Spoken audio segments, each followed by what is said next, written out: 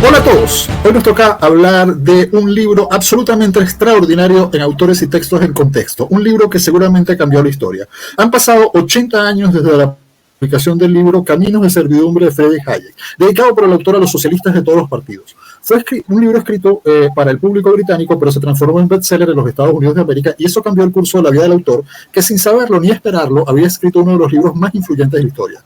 Hayek conoció con Caminos de Servidumbre una celebridad que nunca disfrutó y una campaña de intensa propaganda adversa por la totalidad de la izquierda, apoyada por esos socialistas de todos los partidos a los que había dedicado su obra. Su libro fue publicado en una edición condensada de Rare Digest, Selecciones en español, y así llegó en 1945 a 600.000 lectores. Fue incluso resumido en cortos animados para el cine, todo imprevisto y sorprendente para Hayek, que se limitó a presentar en un lenguaje accesible sus intuiciones sobre la peligrosa deriva de las ideas en la civilización occidental de su tiempo.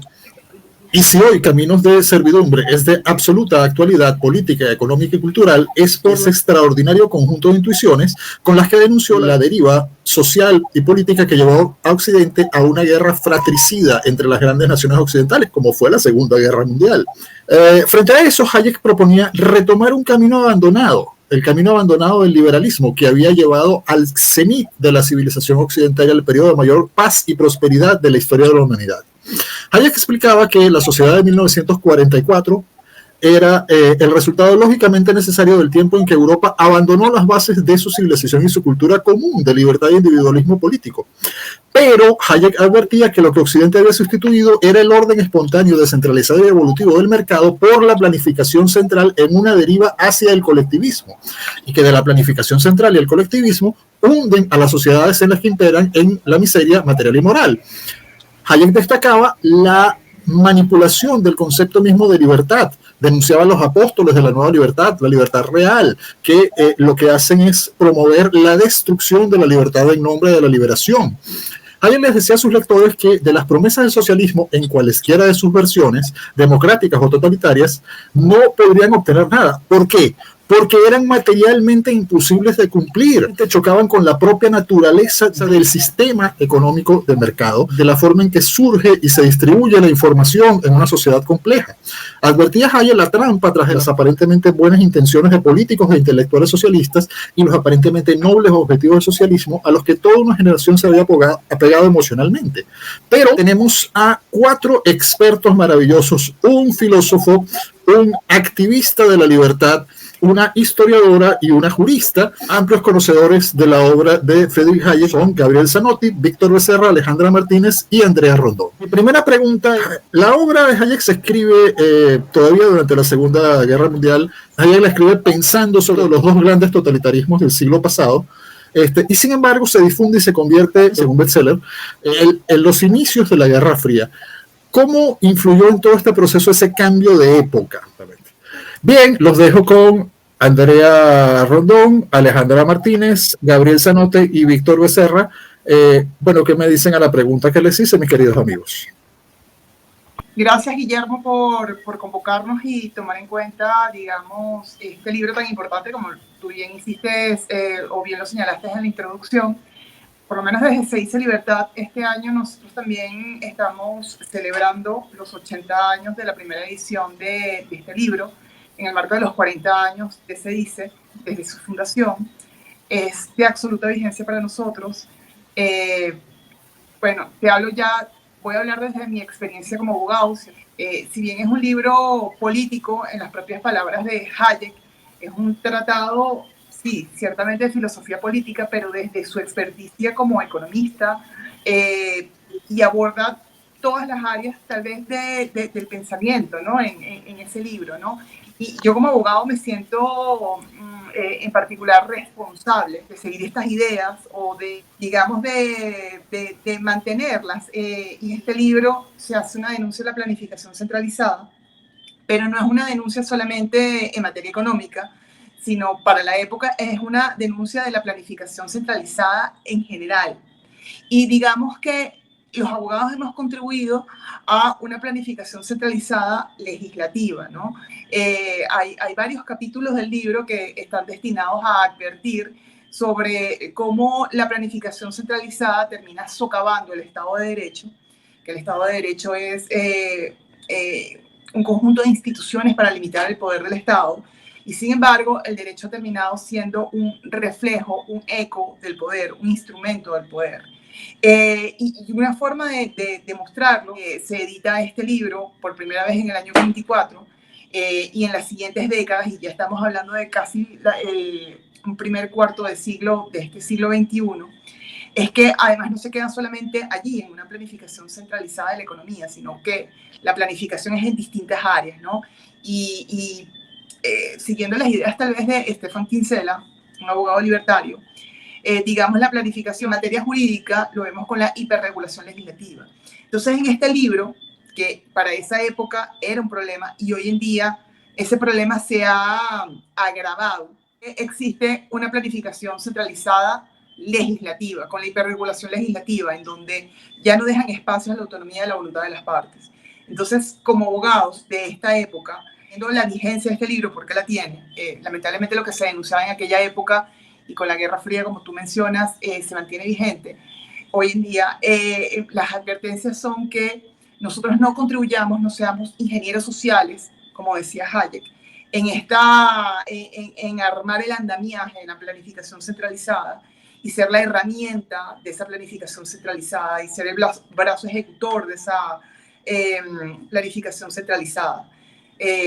Digamos, esa visión que yo he tenido de ese libro, hoy, 2024, a 80 años de su publicación, digamos, creo que esta advertencia se debe poner como mayor acento hoy en día, pero es la misma que tenía en el año 44 y es la misma que tenía luego durante la época de la Guerra Fría. Es decir, lamentablemente lo que denunciaba Hayek ha estado presente y tal vez se ha vestido de distintos ropajes. Hoy en día, como abogado, yo escucho mucho el compliance dentro del sector privado, y el compliance no es más que la cultura del cumplimiento. ¿Pero cultura del cumplimiento de qué? De las leyes que han socavado la autonomía de la voluntad de las partes. Entonces se ha hecho más sofisticada esa planificación.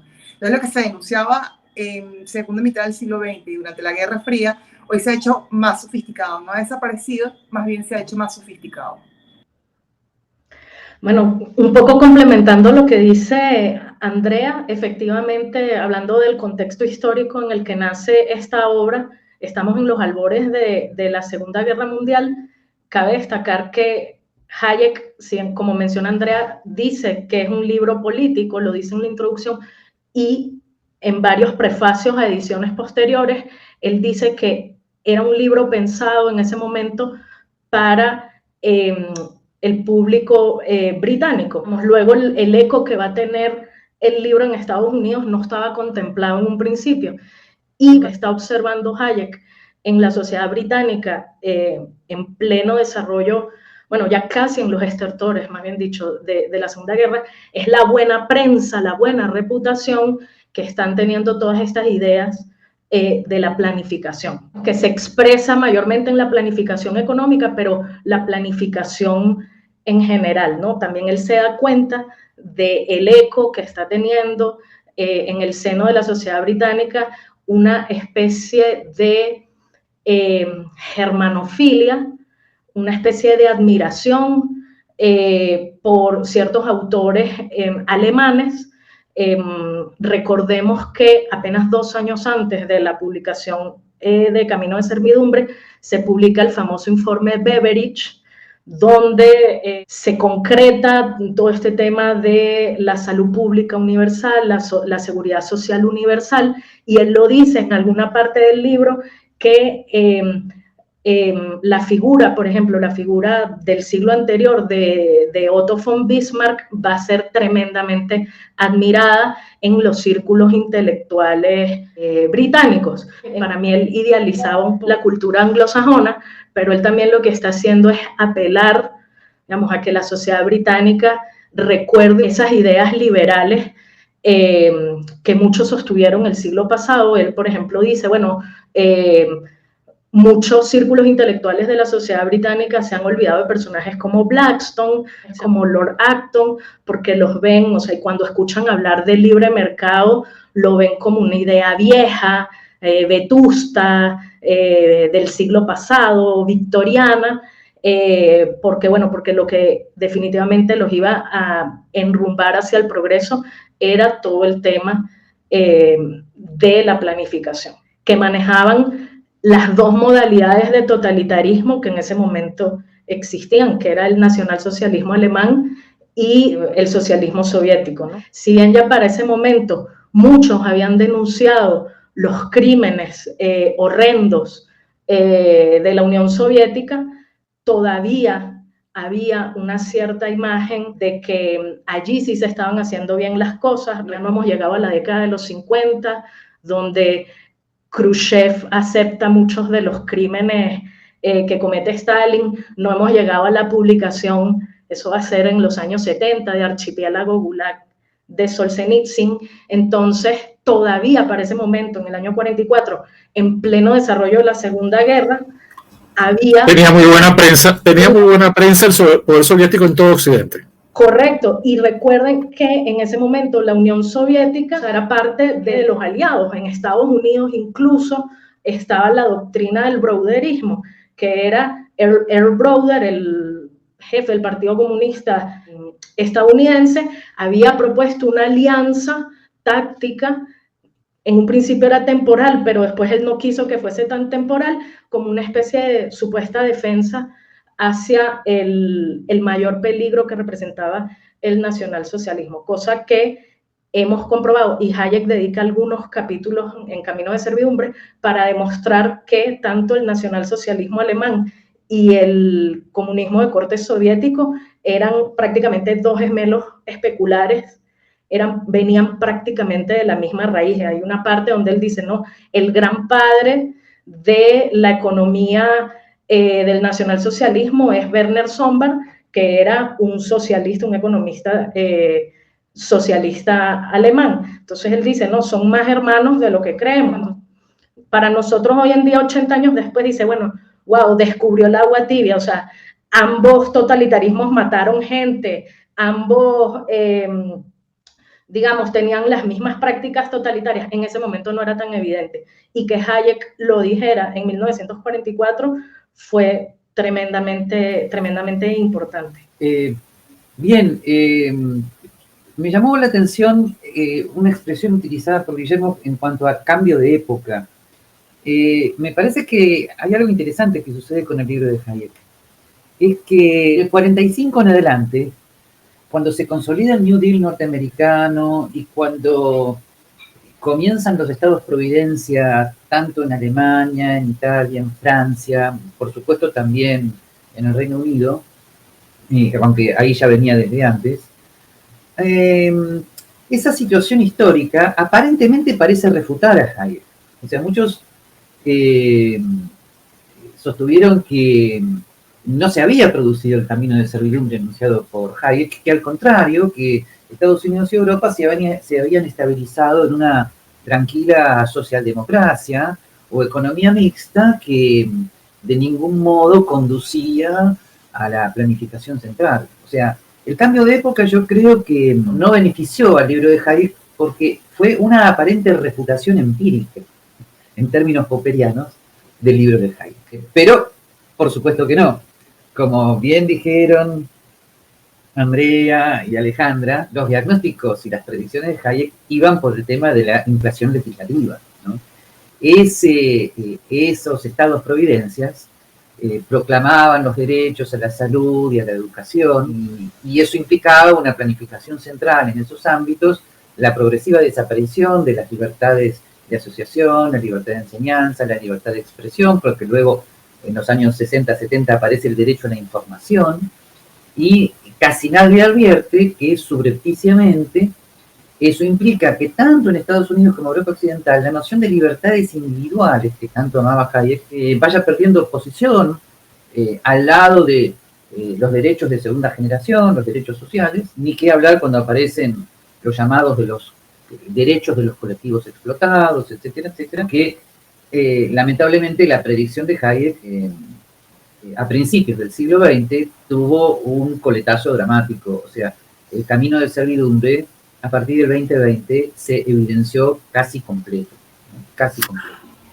Muy cierto. Pero, Gabriel, hay algo que quiero preguntarte antes de liberarte de esta parte, y es, tú hablas de una crítica que se le abre al libro de Hayek en ese momento, que decía que ese estado del bienestar inicial parecía refutarlo tanto en los Estados Unidos como en Europa, especialmente en el Reino Unido, que llegó a ser el segundo país más socialista del mundo en el siglo XX después de la Unión Soviética, lo cual no es poco decir. Claro, eso terminó después con lo que llamaron anarquía en el Reino Unido.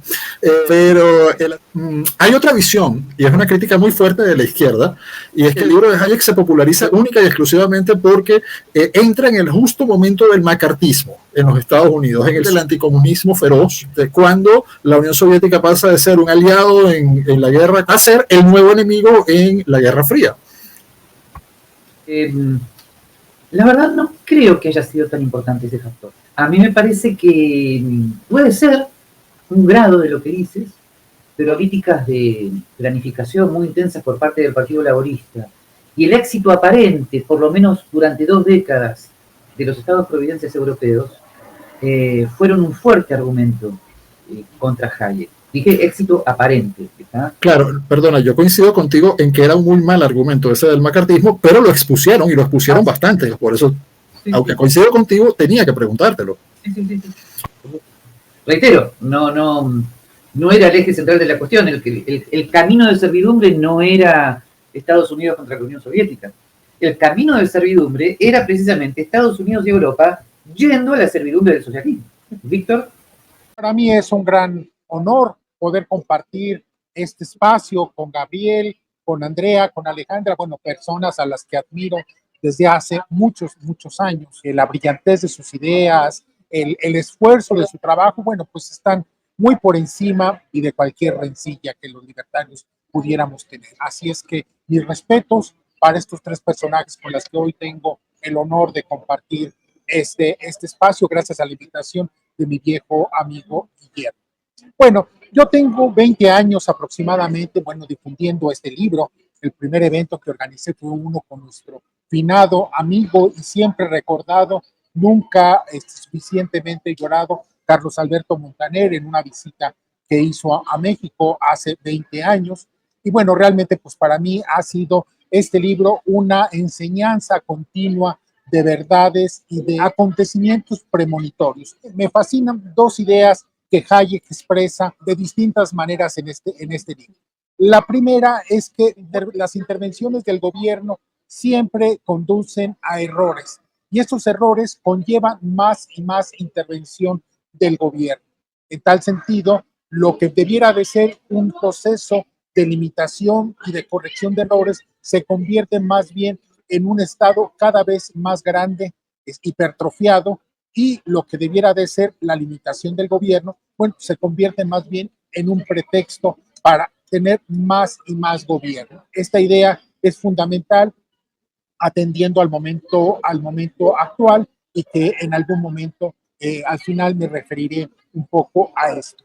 La segunda idea, bueno, tiene que ver con cómo las prácticas del socialismo, bueno, terminan aplicándose por métodos brutales, se anuncian como la gran solución, la gran panacea a muchos de los problemas sociales. La gente no llega a entender que aplicar estas soluciones implica tarde o temprano un ejercicio brutal, omnímodo, dictatorial de gobierno. Y esto es precisamente lo que me parece también una de las enseñanzas fundamentales de Camino de Servidumbre. Ahora bien, en el momento actual en que muchos países, México es un buen ejemplo de cómo precisamente las sociedades se dejan llevar por algunas recetas, panaceas que se les venden como la solución a todos los problemas.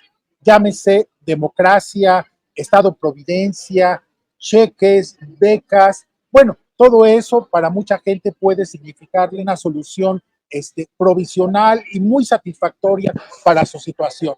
Lo que no llegan a entender es que tarde que temprano estas soluciones terminan por aplicarse de manera dictatorial, de manera con puño de hierro, y me parece que esa es una cuestión que nunca debemos de soslayar ni de evitar decir.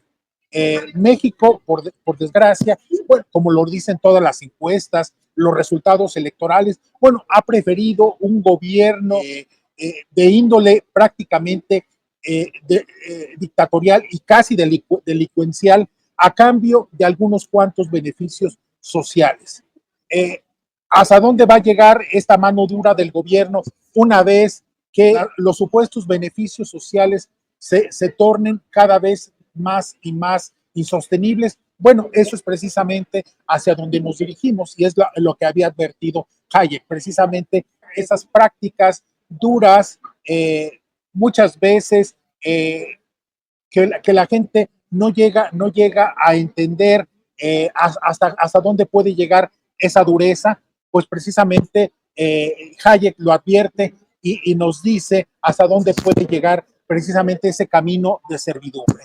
A mí me parece realmente que, bueno, el caso de México y de muchos otros países de América Latina que han preferido gobiernos dictatoriales, gobiernos duros, de poco respeto hacia el individuo, hacia las libertades y a las garantías individuales, en beneficio de unos cuantos beneficios sociales que les permiten resolver problemas del día a día, pero que los sumergen en ese camino de servidumbre que advertía a Hayek. Bueno, pues estamos precisamente en ese momento, Guillermo. Yo siento que en el caso de México es muy claro, yo lo veo de manera muy neta, en el caso mexicano, en donde lo dicen las encuestas, hoy mismo salía una encuesta del Pew Center de Estados Unidos, en donde se hablaba que, bueno, los mexicanos habían venido perdiendo durante los últimos 6 años respeto a la democracia, aprecio a la democracia, y lo cual también implica poco respeto al Estado de Derecho y a las garantías individuales y sus libertades.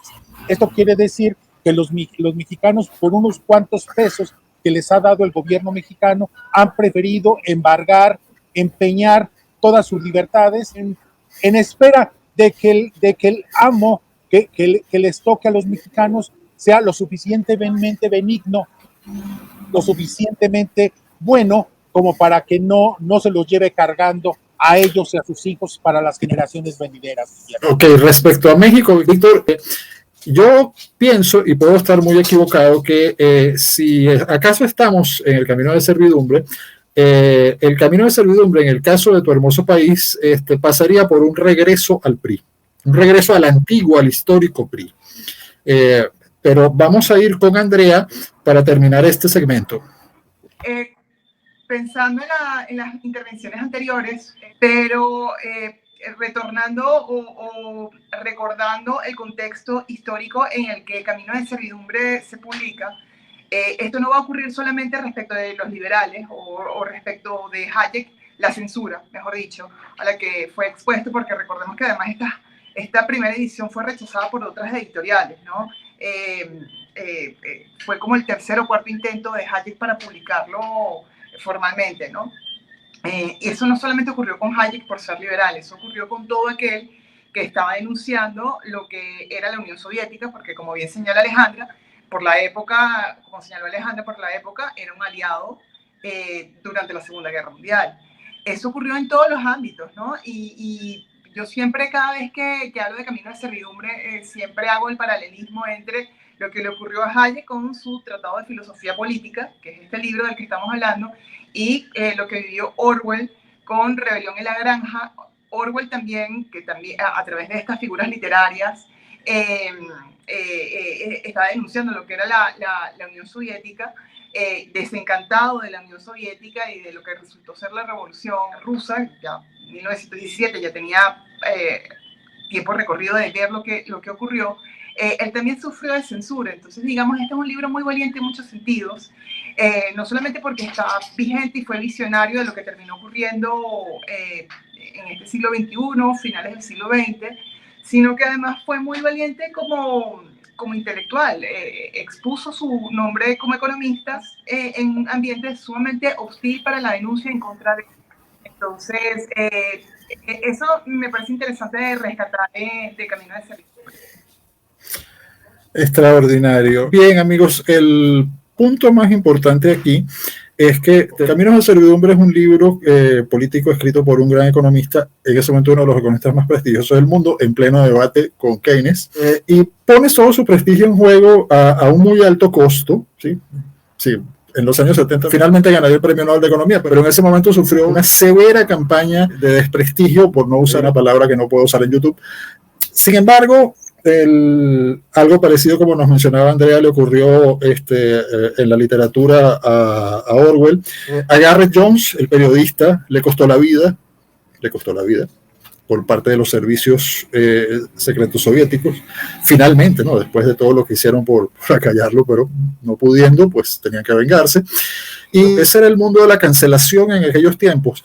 Pero en estos tiempos de cancelación, en estos tiempos de dictadura políticamente correcta, en estos tiempos en los cuales las personas son despedidas de sus trabajos por sus opiniones políticas en empresas privadas, en estos tiempos donde se obliga a los estudiantes de una secundaria a callarse la boca y decir que sí a lo que dice sobre cualquier tema político de sus maestros, de su administración, en las democracias occidentales, en este momento en que algunas de las mejores universidades del mundo, las que históricamente habían luchado por la libertad de expresión, abrazo partido, incluyendo los factores de izquierda dentro de esas universidades, son partidarios de acabar totalmente con la libertad de expresión. En este momento donde todo este discurso que denunciaba Hayek se ha revestido de nuevos ropajes. La caída del poder soviético es seguida del resurgimiento de lo que podríamos llamar el marxismo cultural, de la escuela de Frankfurt, en realidad, que es bastante antigua, pero que de los 70 en adelante vive un resurgimiento y que finalmente con el colapso soviético se va a convertir en la nueva moda de la izquierda global. Ahora, mi pregunta es realmente, ¿estamos en este momento en el camino de servidumbre y estamos avanzando hacia la servidumbre como temía Hayek? Porque él muy bien expresó que este libro no era una predicción, era una advertencia y que se podía tomar el camino contrario a tiempo.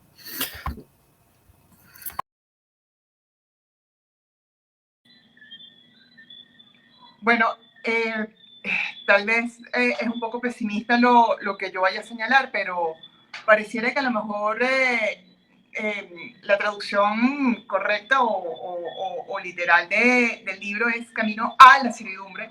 Posiblemente nosotros nunca, como Occidente tal vez, nunca nos hemos alejado de este camino a la servidumbre y tal vez estamos presenciando con este contexto que acabas de describir, Guillermo, de la política de la cancelación, sobre todo en países democráticos. A lo mejor lo que estamos viviendo es la crisis de Occidente, ¿no?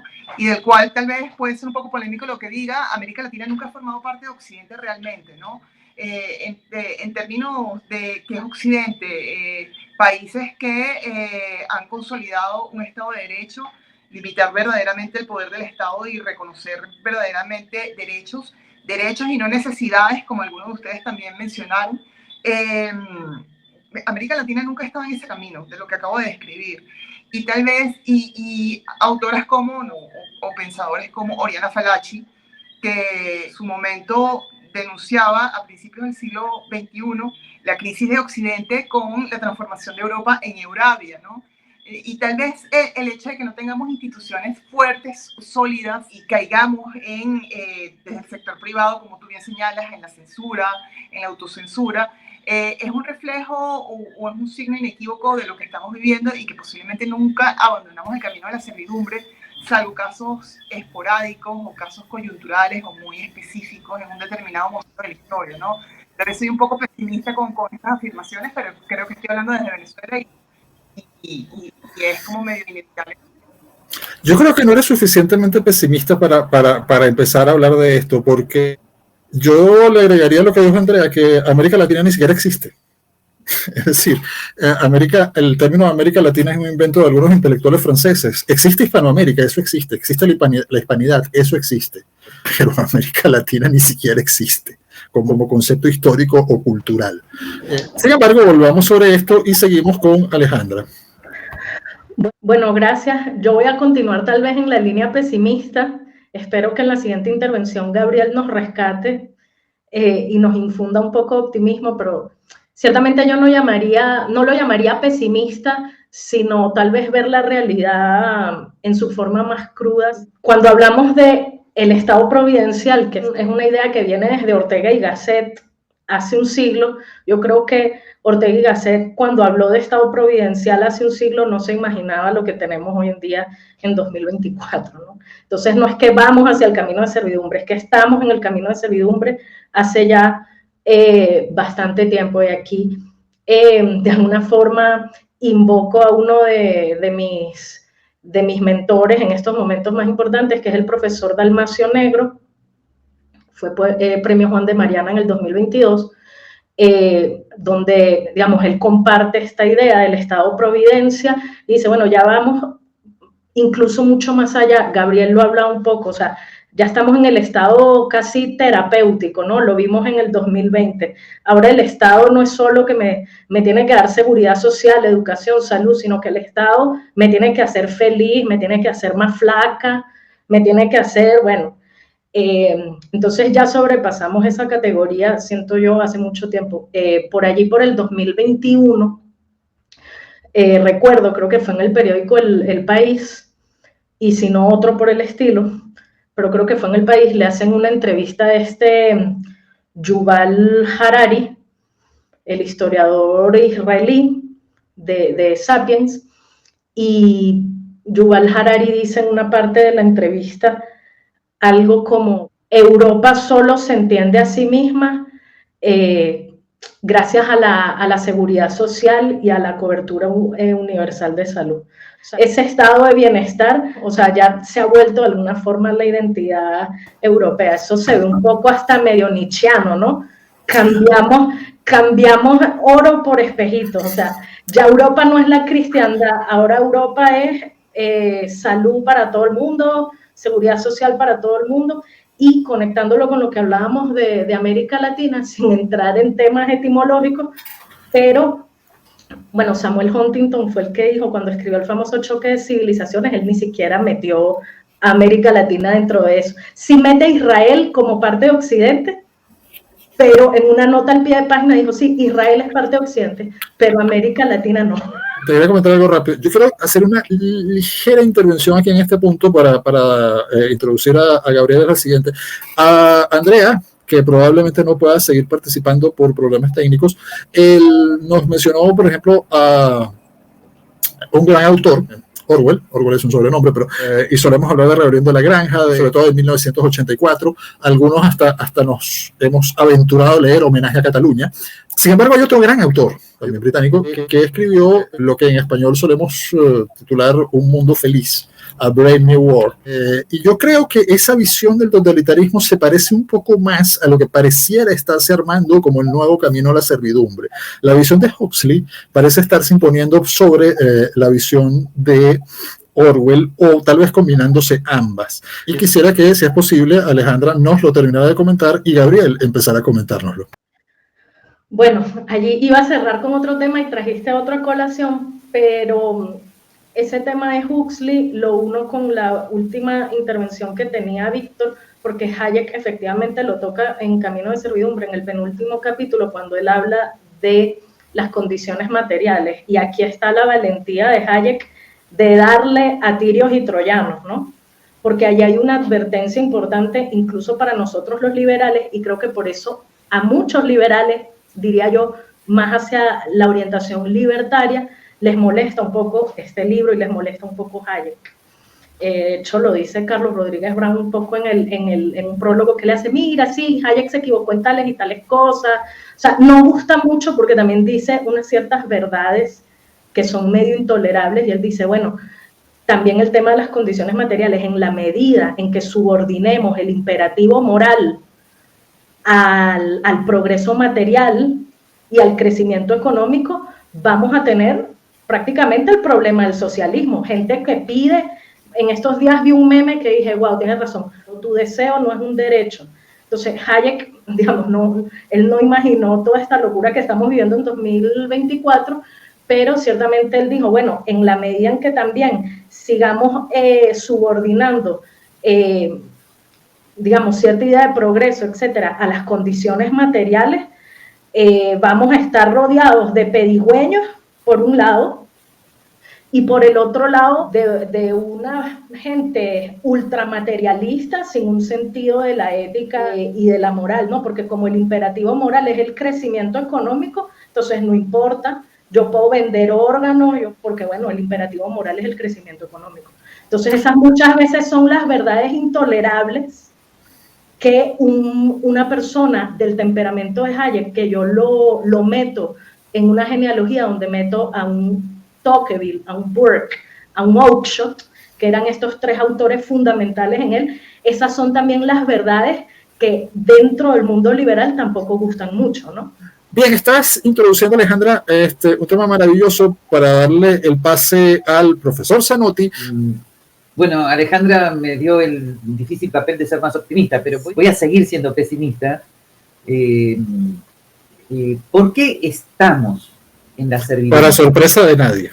Para sorpresa de nadie. ¿Por qué estamos en servidumbre? O sea, ¿por qué el camino es algo a lo cual prácticamente se ha llegado? De vuelta, hay acá se unen dos cuestiones. La primera es que Hayek, al denunciar la planificación central en Estados Unidos y el Reino Unido, lo que está haciendo también es criticar, como siempre lo hizo, a los derechos sociales, y entre ellos el derecho a la salud y a la educación.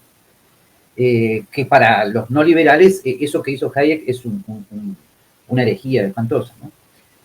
20 años después se iba a comenzar a hablar del derecho a la información. Esos derechos plantearon jurídicamente un Estado-providencia, porque el Estado se convierte en el sujeto pasivo de obligación de esos derechos, o sea, es el que debe programáticamente proveer servicios de salud y educación, proveer las agendas de salud y educación. A eso se va uniendo todas las Naciones Unidas, y por lo tanto la libertad de enseñanza, la libertad de asociación quedan casi ocultas, quedan casi como una cosa secundaria, ¿no?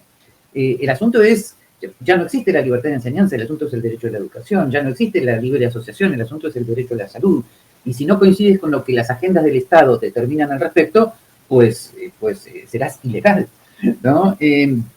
Ahora, al principio esto no se nota demasiado, porque la salud y la educación proporcionadas por esos estados providencias parecían ser relativamente inocentes en cuanto a sus valores, pero luego a partir de la década del 70, del 80, el asunto cambia radicalmente, se agrega el tema del derecho a la libertad, perdón, el derecho a la información, sucede algo que es un antecedente importante, sucede la crisis de los derechos en Estados Unidos, que era el tema de la affirmative action, como antecedente de nuevos derechos, y cosa muy comprensible, y entonces ya llegamos, ¿no?, a la otra línea argumentativa, que es la línea woke, o sea, que hay un heteropatriarcado capitalista explotador, y los explotados son los colectivos explotados, a saber, las diversas minorías, indígenas, afroamericanos, etcétera, etcétera. Bien, que por lo tanto tienen derecho a defenderse contra esa explotación por nuevos derechos,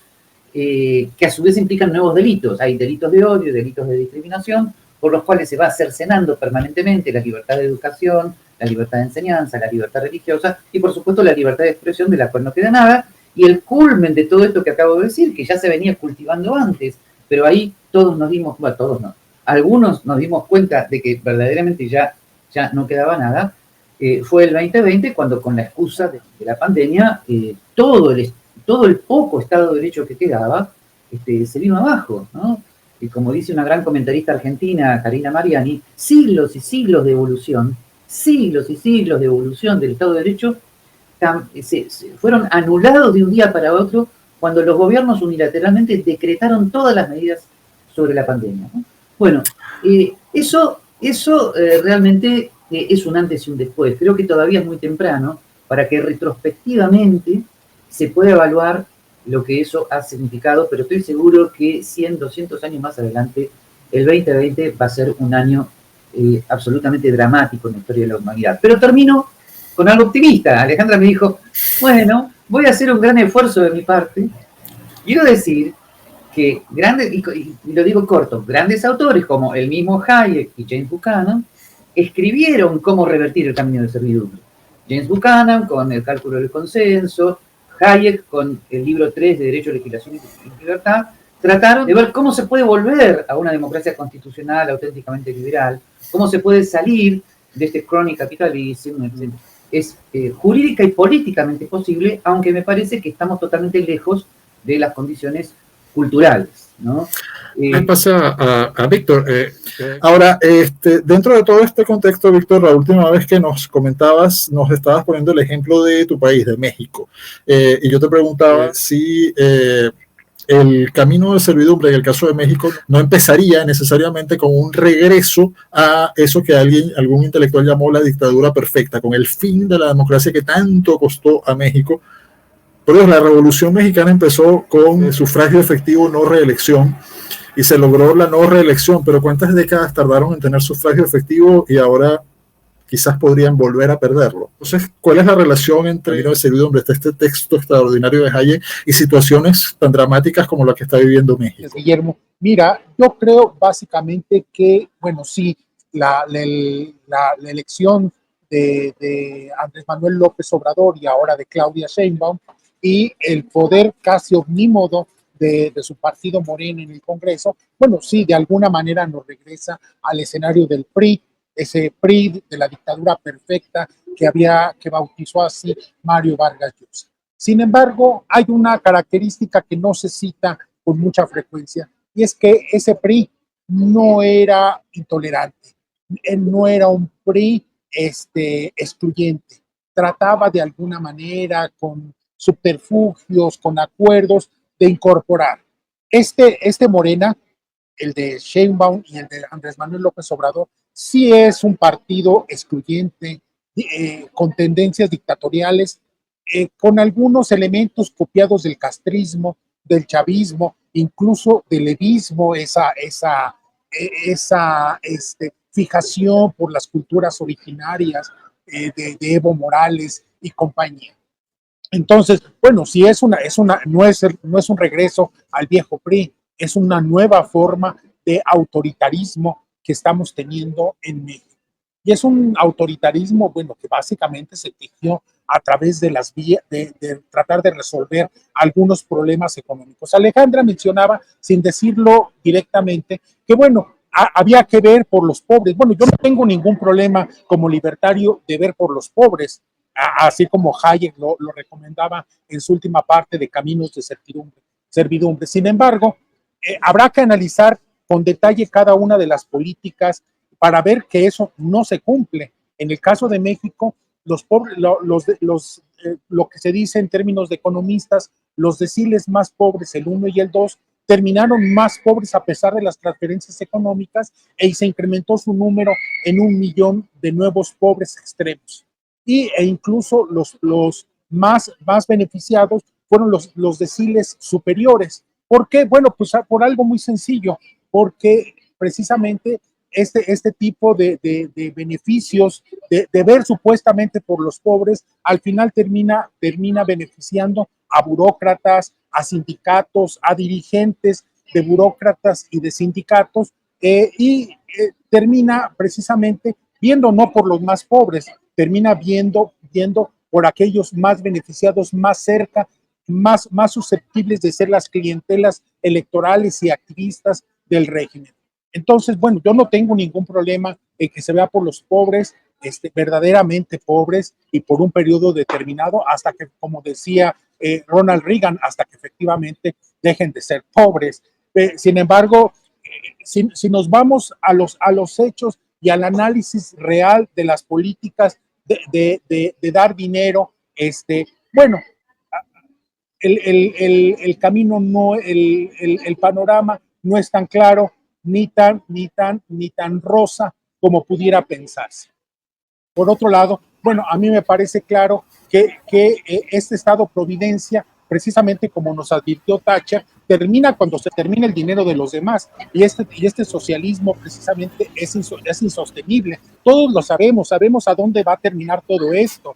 Sabemos por la experiencia de México en los 70s y en los 80s, por la experiencia venezolana, por la experiencia cubana. Bueno, sabemos que esto va a terminar en un desastre que se va a llevar de corbata a los más pobres que supuestamente quise defender y supuestamente ver por ellos. Precisamente se les va a terminar el dinero y va a terminar este socialismo, ver por los pobres supuestamente, y los va a dejar en una peor situación, porque no lo olvidemos, mucha de esta gente eligió a estas opciones de Sheinbaum y López Obrador, bueno, pues porque se sentían beneficiados, pero no olvidemos que muchas veces quien controla el miedo de la gente termina precisamente controlando el alma de las personas. Y eso es precisamente a lo que nos llevan estos gobiernos, Guillermo. Y es lo que precisamente advertía Hayek en Caminos de Servidumbre. Ahora, a mí me gustaría que concluyéramos con una visión final de qué ha significado Caminos de Servidumbre para cada uno de ustedes a título personal. Alejandra primero. Gracias, Guillermo. Bueno, este libro lo tuve que releer, lo leí hace como 8 años y lo tuve que releer precisamente para prepararme para esta charla, y qué interesante porque encontré muchas cosas que no había encontrado en la primera lectura, y es, por ejemplo, todo esto que acabo de decir. Siempre pasa. Sí, por eso hay que volver siempre a los libros, porque uno, así como uno no se baña 2 veces en el mismo río, uno no es el mismo en cada libro, o sea, cada vez que toma la misma lectura, ¿no? Y seguramente lo voy a volver a leer más adelante, ¿no? Entonces, en esta oportunidad encontré cosas tremendamente interesantes, como la que comenté de esos 2 capítulos finales, y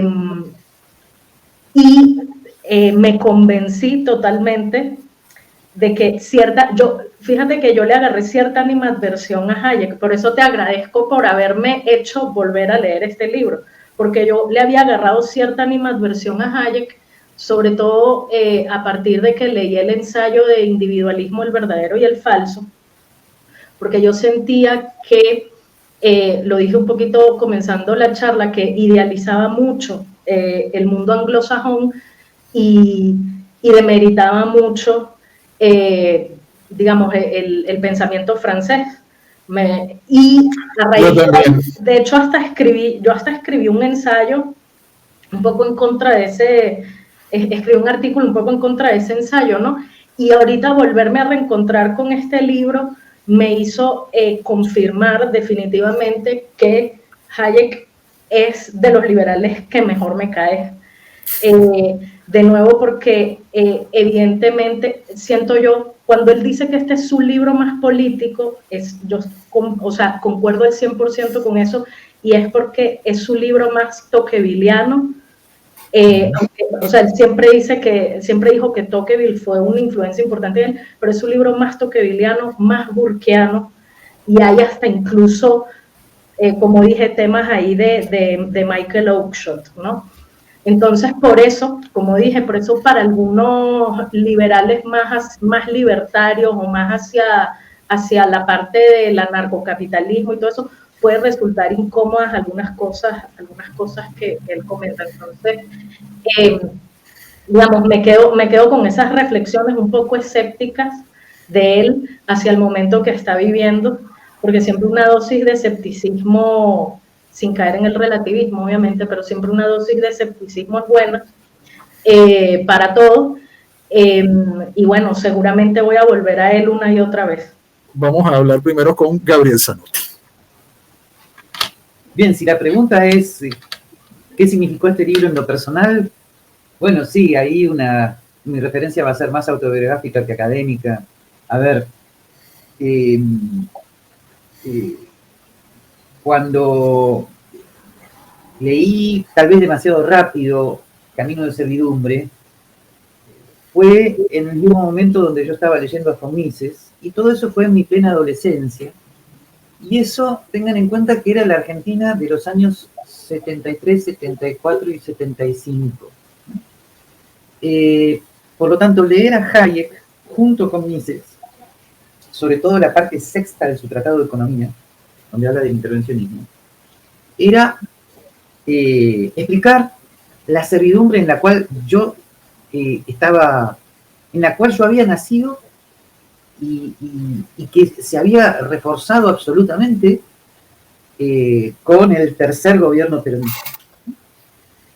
Por lo tanto, yo, gracias a Hayek, soy una persona que tuve una conciencia muy rápida de estar en servidumbre, ¿no? En ese momento, la mayor parte de los chicos de mi generación pensábamos huir. Yo no lo logré, pero muchos huían a Estados Unidos, al Estados Unidos de Reagan, que lo veíamos como la libertad. Eso ya se acabó. O sea, no hay ningún lugar a donde huir en este momento. El mundo entero es la servidumbre. Así que eso para mí ha significado Hayek, una clara conciencia de que yo he nacido en servidumbre, vivo en una cárcel y eso no tiene visos de cambiar. Víctor es una persona que ha luchado toda su vida por la libertad en condiciones bastante difíciles, en muchos sentidos. ¿Qué significó para ti Camino de Servidumbre? No sé si un desafío o una inspiración. O sea, ¿qué significó para ti este libro que a muchos nos ha impactado tanto, Víctor?